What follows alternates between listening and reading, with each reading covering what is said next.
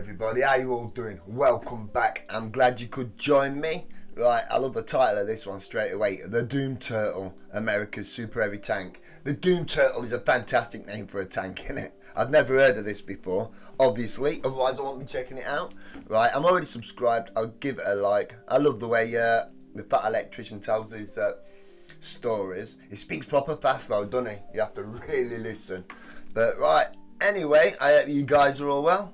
Let's see what he's on about this. A Doom Turtle. Brilliant name for a tank. Sometimes I like to read several books, get in contact with historians that are experts on the subject, and make a pretty serious video. And other times, I like to get completely unhinged and rant about some stuff that I think is funny. And by sometimes, I mean today, right now. Let's do it. Today we're talking about my favorite tank. Ladies and gentlemen, America's only super heavy tank, the T-28, aka the Doom Turtle. Now, I said this is my favorite tank, which is a completely unquantifiable metric. Despite that, somebody in the comments is still going to tell me that I'm wrong. So if you think I should have a different favorite tank, go ahead and tell me about it in the comments below, and maybe I'll do a video about that one too. Okay, and just to be clear, when it comes to me and things like tanks and planes and guns, favorite is not the best, it's not the most impactful, it's not the most historically relevant, it's just the coolest / dumbest one around, and in my opinion, this is it. So let's go ahead and get into this. The Doom Turtle. It is a World War II era tank that was designed for one reason and one reason only, and that is to punch through the German Siegfried Line. If you don't know, the Siegfried Line is Germany's western border, where they have essentially tried to fortify it to make it impenetrable to the Allied forces approaching so that they can't break into Germany. It is approximately 400 miles of concrete pyramids known as Dragon's Teeth, making it so tanks and other Allied vehicles can't pass through. Then on the other side of the Dragon's Teeth, you typically had other things that were meant to stop foot soldiers like moats, barbed wire, booby traps, and on the other side of those was over 18,000 bunkers with machine gun, mortar, and artillery positions that were going to, in theory, be able to mow down any ally trying to advance through those obstacles. Now, the American military and government knew about the Siegfried Line pretty much the entire time because German propaganda told them about it, and they portrayed it as completely impenetrable. Oh, really? So the American military in 1943 is like, okay, we're going to come up on the Siegfried Line eventually. Let's go ahead and get a plan in the works on how we're going to address it once we get there. Now, clearly, that plan should not rely on tanks, right? I mean, that's kind of the Siegfried Line's entire MO. It was designed, built, and implemented with the sole purpose of stopping tanks. We should probably do anything other than use tanks. To be fair, look at it, it does look like a proper tank stopper though, doesn't it?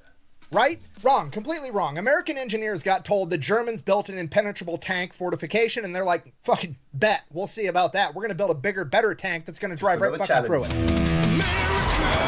America. So the engineers got to work. This is called the AT project, and what they came up with was, surely there's spots along the Siegfried Line where the German military has a gap where they can drive their vehicles through, right? Has to be there. They can't just have 400 miles and they drive all the way around. There's got to be points where you can pass through it. And obviously those points of passage are going to be the most fortified positions, right? They're essentially going to make a fatal funnel, a choke point, where all of the Allied forces have to try to go through a narrow passageway, and on the other side, it's going to be loaded with German 88 anti-tank guns, German artillery, machine guns, mortars, everything. They're going to be able to slaughter anybody that tries to make it through that little tiny narrow passage. To which the American engineers are like, cool, obvious solution. We're just going to make a tank that can't die. Okay, it's going to be so heavily armored that there's no anti-tank weapon or artillery piece known to man that could kill it. Then we're going to put a gun on it that's still be frightening as hell, being in one of them being shelled, just rocking the thing about. So big that it can shoot through concrete bunkers and take out the enemy. We're literally going to drive this gigantic, heavily armored tank directly into the enemy choke point, stand there, take all their anti-tank fire, be untouchable, and then we're going to return fire and kill them first. Okay, do you understand how gangster that is? This is the ultimate dad dick maneuver. Just straight up like, I know exactly what your plan is. I know what you want me to do so that you can beat me. I'm going to do it anyways, and I'm still going to win because fuck you. So they made the Doom Turtle, the T-28, America's only super heavy tank. This thing is 36 feet long, 10 feet tall, and 14 feet wide. Jesus. It has 12 inches of armor on the front, and it's weighing... Ew, It looked like it had double track on it as well. Doom Turtle, the T-28, America's only super heavy tank. Yeah, this thing is 36 tracks feet long, 10 feet tall, and 14 feet wide. It has 12 inches of armor on the front, and it's weighing in at 95 tons. Okay, approximately 210,000 pounds. Okay, the human mind can't comprehend how heavy this tank actually is. It literally weighs as much as a blue whale, which also isn't helpful because most people haven't. I was going to say, that didn't help me at all. That didn't help. Seen a blue whale. Okay, so it's like a calculator. Toyota Corolla's like 3,000 pounds. Okay, it's like 70 Toyota Corollas, okay? This entire thing is like an entire parking lot, got a gun strapped to it, and now it's coming to kill the enemy. Speaking of gun, they went with a 105 millimeter gun, okay? That is field-grade artillery. This is literally a howitzer that they strapped to the front of this metallic blue whale. Okay, if you're not picking up what I'm putting down, I'm trying to tell you this thing is basically the Norwal of death, all right? Which raises the question, why on earth did they go with the Doom Turtle and not the Norwal of death? Well, it's because this thing's slow as shit, which is really the downfall. I nearly said that, really slow. I thought they was going to give it lower torque or whatever. Or is it higher torque? I know nothing about engines and gear ratios. But I'm going to say lower torque for this. You know, like low speed but really loads of power like a truck would have. So it could creep over that dragon's teeth.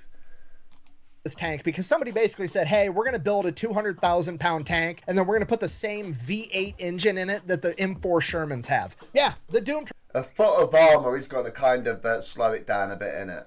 Turtle is rocking a 500 horsepower V8 Ford engine, okay? Just for the record, if you don't know much about engines or horsepower, Dodge is out here making minivans with 1,000 horsepower that weigh 5,000 pounds, and the DOD thought it would be a good idea to stick a 500 horsepower V8 inside of a tank that weighs as much as a blue whale. Okay, the Doom Turtle's coming at you at the speed of mock potato. Pedal to the metal, balls to the wall. This thing maxes out at 8 miles an hour. So clearly, they're going to have to transport this thing all the way to the Siegfried Line, right? If they land this thing on a beach in Normandy and let it drive all the way across France, it's going to take like 3 years to get there. And this is actually why the Doom Turtle has a unique look of having 4 sets of tracks instead of just 2 very wide sets of tracks like a normal super heavy tank would. And that's because those 2 outermost tracks come off and separate.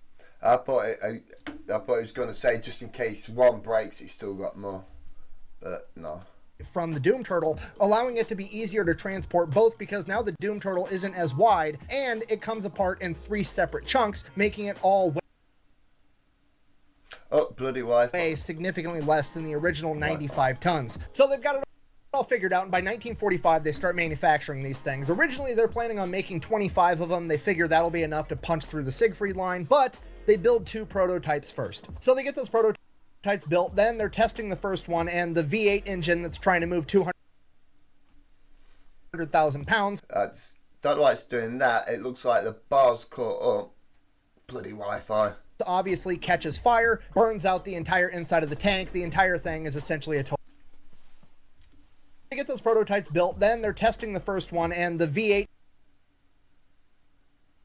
engine that's trying to move 200,000 pounds obviously catches fire, burns out the entire inside of the tank. The entire thing is essentially a total loss. Oh dear. And while that was going on, the Allied forces managed to penetrate the Siegfried Line. How on earth did they do that without the Doom Turtle, you ask? Well, A, the Siegfried Line wasn't really all it was cracked up to be, according to the German propaganda. It definitely was not impenetrable. It was undermanned. It just wasn't as good as it was made out to be. So they just went and they sent out recon, and they found a couple of spots where they weren't well covered by like artillery and machine guns and booby traps, and then they just put a bulldozer out and pushed dirt over the top of the Dragon's Teeth. Simple solution. And then drove right over the top, got behind enemy lines, and took everybody out. Yeah, the Germans spent God knows how much money and man hours building this 400-mile stretch of concrete booby traps, and they got outdone by a couple of rednecks with a bulldozer. So because of that, the Doom Turtle simply just wasn't needed anymore, so they stopped the project. There was one surviving prototype. I have no idea why it keeps buffering. You can see on here that it's caught up loads, so no idea why it's buffering. They gave that over to Aberdeen Proving Ground, and they used that basically as a giant weight to test transportation equipment because, well, it was the heaviest tank they had, and if it could move the Doom Turtle, it could move anything else, so they used it for that for a little while. Then, one day, somebody just parked it in a field, and everybody forgot about it. A little while after that, people started asking questions. Historians, the public, museums, like, hey, where's that badass tank? We want to preserve it. We want to save it. It's a part of history. We want to stick it in our museum. Let me have it so I can take care of it. And the Army's like, I don't know, bro. We lost it. Okay, now on one hand, to be fair, I'm pretty sure I know exactly how this happened. They just have... I'm sorry about why this is about like this. Had a couple of dudes again go... out of my hand. I'd let it buffer for a little bit, but again, it's massively caught up here. So I don't know why it's buffering. I'm so sorry about that. Park it. They made it take all day. They parked it off in a field. Those dudes like retired. They left. They moved on, and then nobody remembered where it got parked. Okay, like I'm sympathetic to that. I understand how it happened, but on the other hand, how the fuck do you lose a 200,000-pound tank that there's only one of? Like, I would understand if you were like, oh hey, we misplaced a Sherman tank because America made like 50,000 of them, right? Jesus. But no, this isn't a Sherman tank. It's twice the size of a Sherman tank, and there's only one of them, okay? You could park it in a parking lot full of tanks, and you would still be able to find it. How on earth did you manage to lose a blue whale with a gun attached to it, okay? Dude, where's my car? Where's your car, dude? Dude, where's my car? Wow, so that's it. It's just gone. It's MIA for the next 27 years. Nobody has any clue where this thing is at. And then one day, some hunter is out in the woods near a military base hunting, and he's like, hey, there's a fucking tank sticking out of those bushes. So they genuinely just lost it. That's crazy. Dude, there's your car. Yeah, you guys thought I was being silly earlier with that War Thunder ad, didn't you? When I stuck a couple of bushes on this giant tank and pretended like that was going to conceal it. Well, history's on my side now because this bitch was incognito for 27 years because it had a couple of bushes on it. What now? So the hunter goes to the Army. He's like, hey, I found this weird looking tank in the bushes. And they're like, oh shit, we've been looking for that thing. So the Army then takes the tank. They give it to a museum in Fort Knox. So it's on display there for a little while. And then they decide that they're going to move it from Fort Knox to Fort Benning or Fort More Freedom, whatever the fuck it's supposed to be called now. The home of the infantry. They decide they're going to move it to the infantry museum at the home of the infantry. So they throw it on the HET trailer, the heavy equipment trailer, and they tow it all the way to Georgia. While they're towing it there, apparently they take a turn too hard and it breaks the chains off the HET trailer and the entire main cab of the tank flies into the ditch. Now granted, it was just the main cab of the Doom Turtle, so it didn't have the two outermost tracks, which is like a significant amount of weight, but still the main cab is 60 tons flying off your trailer into the ditch, so that's terrifying. Obviously the Doom Turtle, completely fine, the paint got scuffed, no big deal, get it back on the trailer, they get it where it's going. Now here's my issue. I know for a fact that there are pictures of the Doom Turtle in a ditch somewhere in Georgia. I need those pictures. Someone has them on their cell phone. This happened in like 2017, 2018, 2019, somewhere around there. I know one of the drivers in that convoy took a picture of it with their You only found it that what? Smartphone. It has to have happened. I want that picture for history so I can get it to the museum, okay? I missed a bit.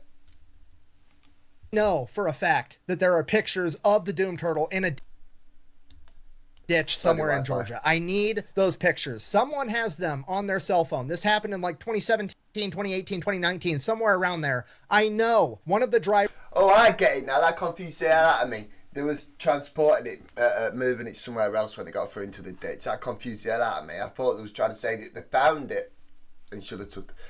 God, I get confused very easy. Drivers in that convoy took a picture of it with their smartphone. It has to have happened. It's going to say no smartphones when they first found it, I want that picture for history so I can get it to the museum, okay? Get me that picture. What are you waiting for? Chinese New Year? Go! Oh. Go, go! Sorry, so that's it. That's the end of the story. They get it to the National Infantry Museum, and that is where it is on display today. Nice. So in conclusion, that's my favorite tank. That was massive compared to the others, of course. That picture. What are you waiting for? Chinese New Year? Go, go, go! Sorry, so... That's it. That's the end of the story. They get it to the National Infantry Museum, and that is where it is on display. Proper low down as well compared to others. Because where the gun comes out of as well. That one's tiny there, isn't it? Right to the left.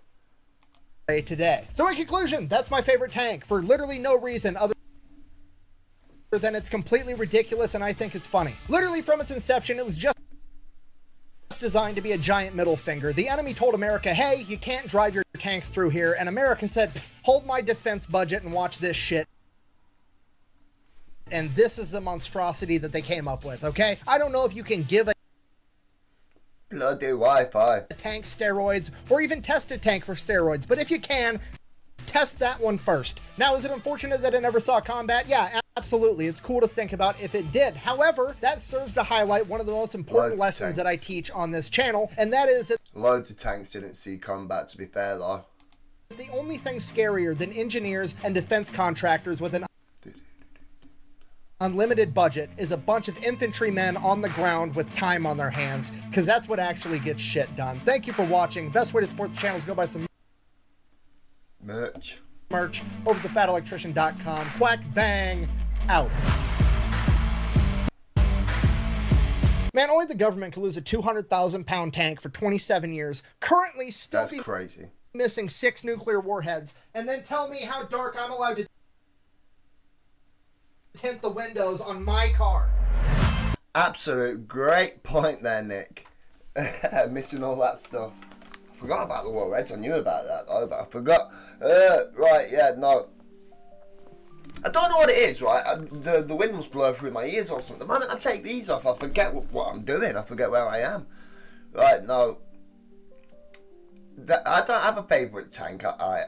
I've never really been into tanks like that, but my favourite war machine, just because it looks so beautiful and evil at the same time, is the Apache helicopter. I think it just looks beautiful.